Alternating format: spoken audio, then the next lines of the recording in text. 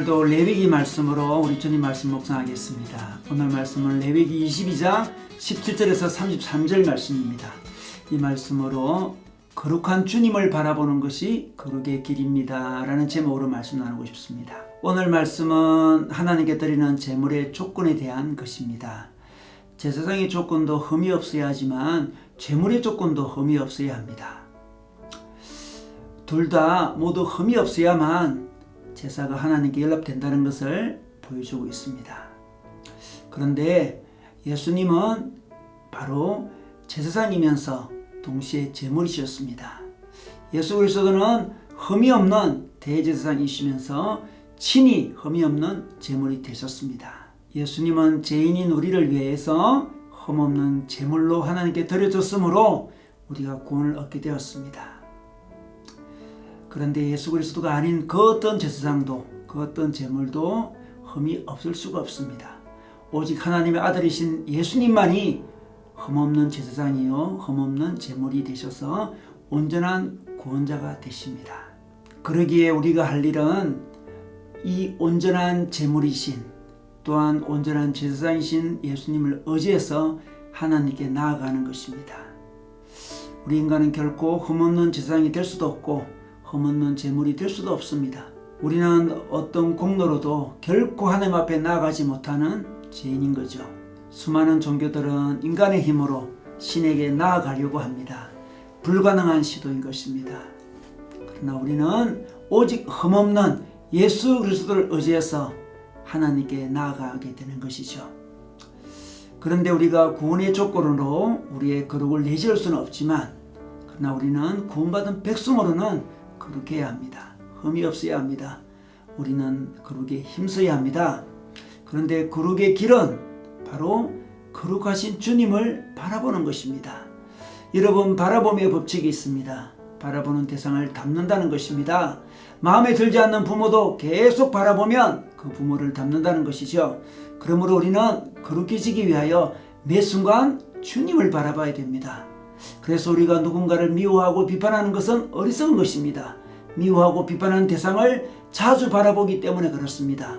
미워하면서 정이 들고 비판하면서 닮게 되는 것입니다. 우리의 바라봄의 대상은 오직 거룩하신 주님이셔야 합니다. 여기서 바라보는 것은 인간의 책임, 인간의 노력이 필요합니다. 그래서 거룩을 위해서는 하나님의 은혜와 우리의 책임이 신비롭게 조화되어 있는 것입니다. 우리의 힘으로 거룩해질 수는 없지만 거룩을 향한 영성의 여정에는 반드시 예수님을 바라보는 우리의 책임이 있는 것입니다. 그래서 레위기에서 계속해서 우리로 거룩하라고 하시는 것입니다. 또한 신약에서도 우리에게 하나님을 닮아 거룩해지라 하시는 것입니다. 그리고 우리가 거룩한 존재와 거룩한 삶을 위해 애쓰면서도 꼭 기억해야 될 사실이 있습니다. 우리는 육신을 입고 있는 한 예수님의 완전함에 이룰 수 없습니다. 하나님도 그까지 기대하지도 않습니다.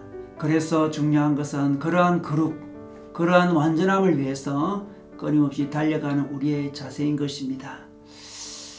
우리의 거룩을 향해 애쓰는 모습이 하나님 앞에 귀하게 보여지게 됩니다. 그런데 참으로 은혜인 것은 이 땅에서 그렇게 온전하게 되기를 갈망하여 힘써왔지만 이룰 수 없었던 그 온전함이 예수 그리스도께서 재림하실 때에 단번에 은혜로 우리에게 허락해 주신다는 겁니다.